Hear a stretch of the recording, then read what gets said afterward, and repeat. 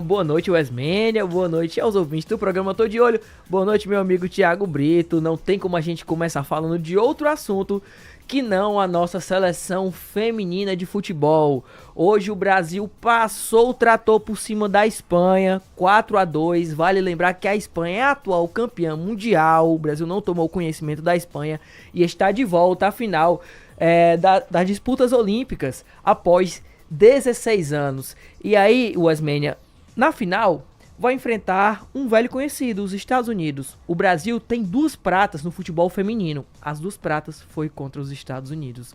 Então vai ser a nossa 3ª vez contra os Estados Unidos na final. E dessa vez, eu acho que a gente tem grandes chances de sair com a medalha de ouro. Vale lembrar, por coincidência, que os Estados Unidos foi a seleção que ajudou o Brasil a chegar na segunda fase.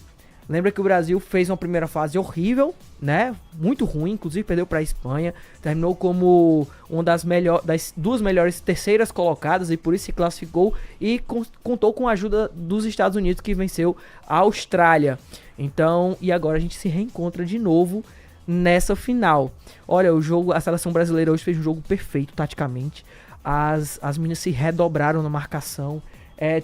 Teve momentos em que a gente achou que o Brasil estava com 12 em campo, porque as principais jogadoras da Espanha não conseguiram jogar. Sempre tinham 2 na marcação. E assim, é legal a gente ver porque o ponto de virada foi exatamente na fase decisiva. O Brasil fez uma primeira fase ruim, como a gente falou agora há pouco.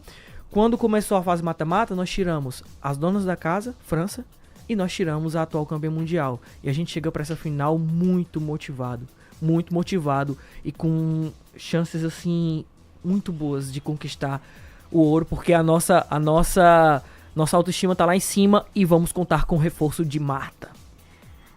As meninas arrebentaram nesse jogo, né? Vitor ficou louco aqui na redação assistindo esse jogo. Era uma gritaria, um negócio louco, assim, assistindo, acompanhando, escrevendo e correndo. E final de Copa do Mundo. Foi clima de final de Copa do Mundo. Foi, elas arrebentaram ainda mais com jogadoras da Espanha, como você disse, né? Atual campeã mundial e que eram consideradas aí as melhores do mundo. E eram consideradas as favoritas, né? A gente pode ver pela reação delas mesmo. Após o apito final, elas ficaram muito abatidas e deu pra perceber que elas não estavam esperando essa seleção tão mudada, tão diferente em relação aos outros anos. Então e bronze pra elas, pra gente agora é no mínimo prata, né? No mínimo uma prata aí. E aí, agora vamos falar de quê? De esporte, de futebol? Vamos falar de futebol agora. Vamos falar de futebol porque o Ferroviário ele se complicou na luta contra o rebaixamento, tá? Ontem empatou em casa em 1-1 com o Sampaio Corrêa. Hoje anunciou a demissão do técnico Paulinho Kobayashi.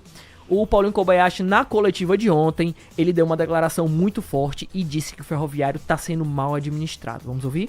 Eu acho que nós estamos sendo mal administrados, né? Principalmente na parte financeira. O dinheiro do ano passado nós não estamos recebendo. Eu não recebi ainda do ano passado. Estou aqui, já vai fazer 90 dias também.